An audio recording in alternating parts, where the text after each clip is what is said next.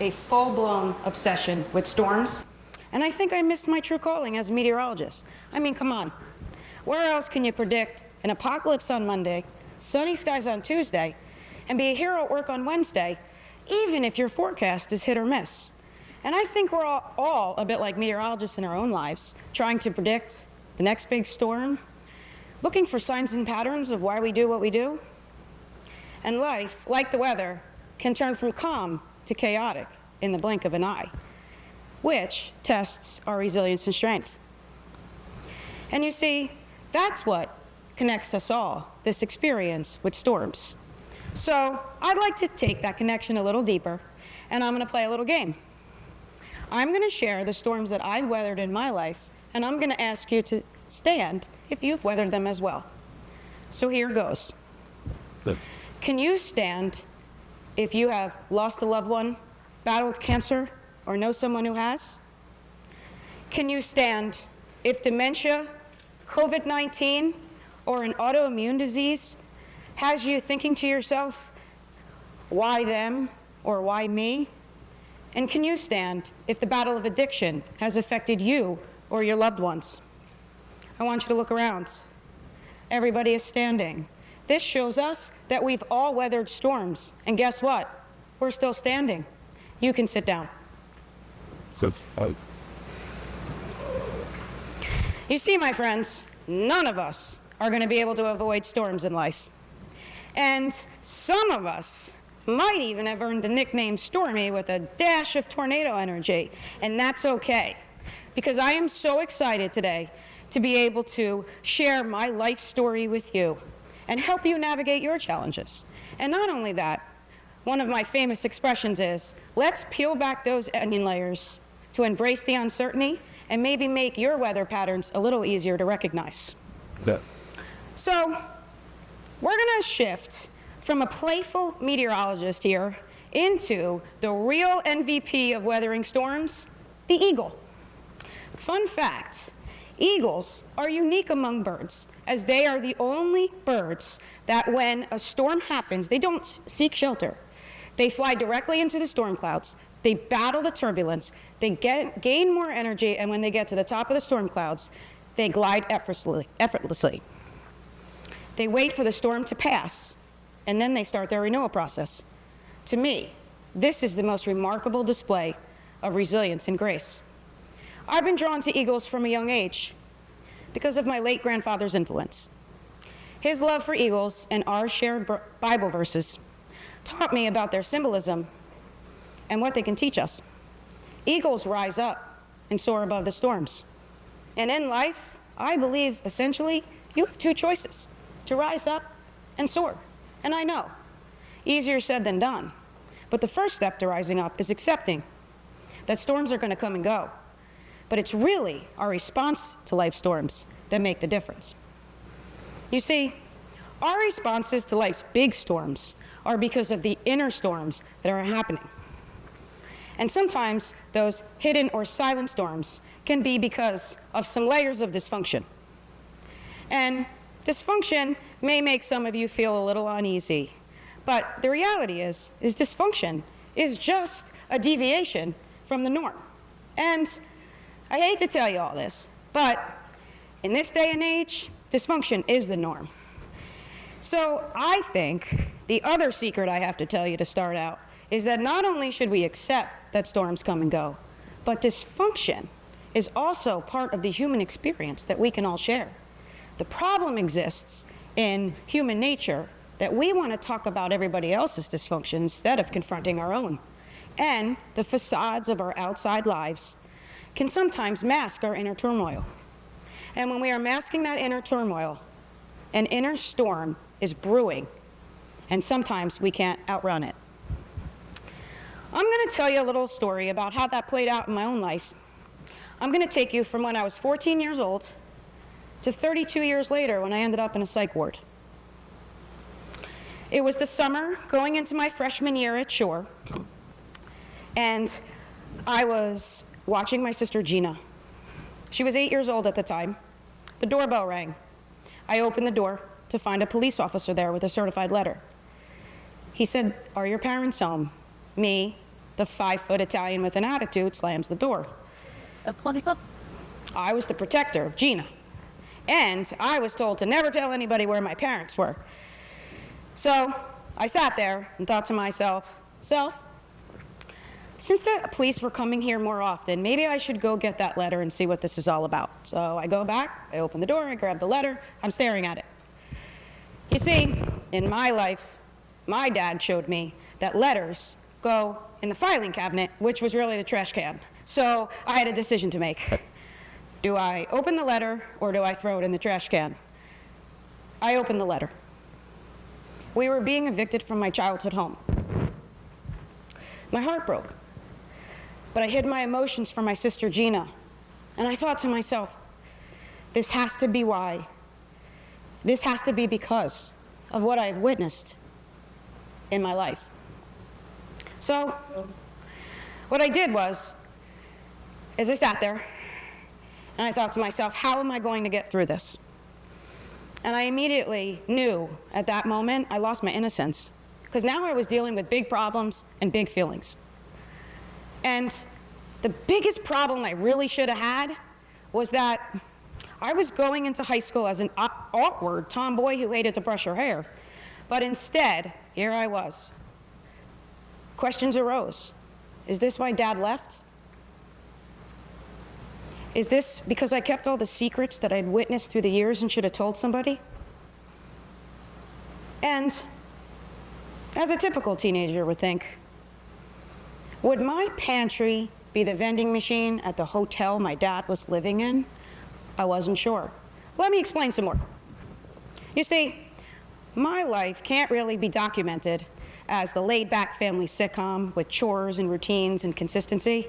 I want you to think the 2024 binge-worthy drama on Netflix, Sopranos meets Yellowstone, all while having dinner with the guy from Breaking Bad. I painted the picture. And it was like that, but that's okay. Because I'm going to tell you what hurt the most was the way society labeled me.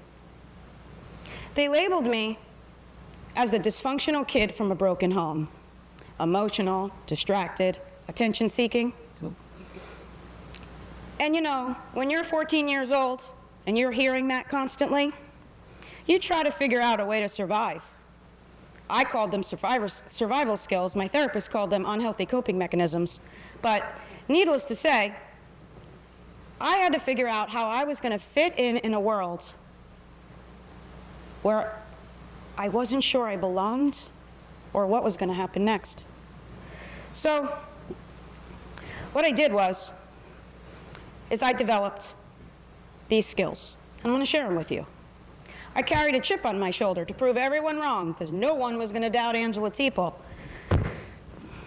I overachieved to chase success so I could feel validated. I got into relationships that were unhealthy with no boundaries to feel worthy and loved.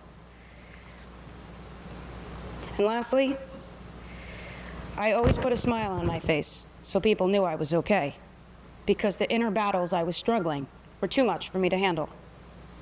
And now I'd like to get a little vulnerable with you for a second and share with you what those inner struggles were. I battled physical, mental, and emotional abuse, but made excuses for those who wronged me to hide my trauma. I dealt silently with eating disorders, self-harm, and depression, so that no one could see me as weak and I could control something in my life. I compared myself to everyone and always felt less than, but that was okay. I was going to smile and make sure everybody was okay. And lastly, the disease of addiction took over my mom, my dad, and my sister's life. And I didn't understand why they wouldn't ever choose me, so I always felt like a failure.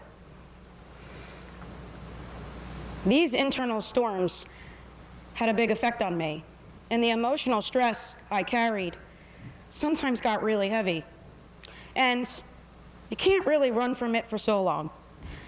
It manifests physically and mentally. And you will have a mind and body connection that will spin you out of control. And you want to know how I know that? because it happened to me.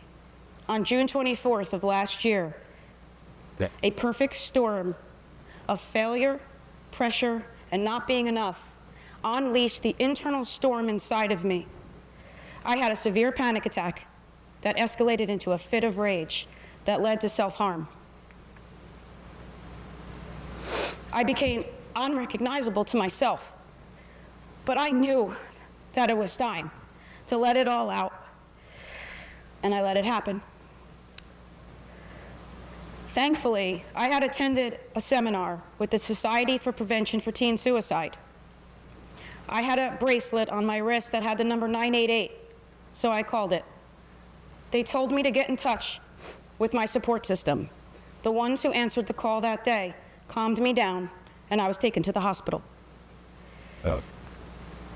I woke up 24 hours later on the 4th floor of the psych unit, and it was dark in my room. I had a severe concussion. The only thing I could see was the light coming through the bars on the windows, and I noticed the smell and feel of the mattress like a pool float. And of course, the unhealthy thinking of what would people say and what would people think. like, Alone and scared and confused, laying there in the dark, I turned inward. And of course I told myself, come on, Ange, be mentally tough, let's go, you're gonna get out of here. And then I thought to myself, a good friend of mine used to say the definition of insanity is doing the same thing over and over again and expecting a different result. So I thought, let me figure this out a different way this time. I paused. And I sat in the silence. And when I tell you it was the scariest moment of my life, the flood of emotions that came out of me to realize that this is where I'd gotten my life to, I just sat there. And the only thing I thought to do was to pray. I got on my hands and knees, and I prayed on a cherished verse that me and my grandfather used to say. Find hope in the Lord, and he will renew your strength. You will soar on wings like eagles. As I sat there and prayed over and over again, I found the peace and connection to my faith, to my grandfather, Poppy, and to the spirit of the eagle. So I figured it's about time I got to take this robe off and put back on that eagle shirt I walked into the hospital with and maybe make my way out there. So I did. And when I walked out there, I instantly realized mental health does not discriminate. Nobody cared what I did for a living or who I was. We were all the same now. Yellow socks with grippies on the bottom, no phones, shared visiting hours, terrible food, and doctors staring at us like lab rats. And I didn't know what to do next. So I thought about athletics. And I thought the gift I was given through athletics was to form connections and unite with people that were different, but had the same goal. So I went with it. I started forming relationships with the other patients in there. We formed a bond and a connection through our vulnerability really quick. And what I saw was that our outward scars were different, but inside, our internal struggles and strengths were the same. And it was awesome. Can you imagine feeling at home in a psych ward? I finally did. You know, the best relationship I had was with my roommate. She was like a Shawshank Redemption friend. Instead of smuggling me cigarettes, she taught me instantly how to get 2 grilled cheeses and apple juice. I was stoked, so I started coaching her and hanging out with her and just caring for her. She told me, Miss Ange, I've tried to kill myself 5 times, but since I've met you, you have given me the hope I needed. And when I get out of here, I'm gonna do something different. In that moment, I had a gift, and I figured out that just being authentically me was gonna change people's lives. I'm not sure how many people can say that the psych ward was a vacation and transformative, but I can. Because I found my voice. I found my mission. And not only did I find that, When I walked out of there, I dreamed of speaking on stages like this. And here I am in this red dot today. Thank you. The first thing I realized is how important community is, and how important it is to connect and create a culture of authenticity, inclusivity, and positivity. Then, I realized the power of mental health awareness, that it saves lives and gives hope. And then I wanted to become part of that conversation. Right. I learned that I am that dysfunctional, troubled kid that was attention seeking. And that's okay, because if I went back to my younger self and saw her again, I would say, kid, keep going, that's for sure. When I looked around and realized what I had just gone through, I realized my strength.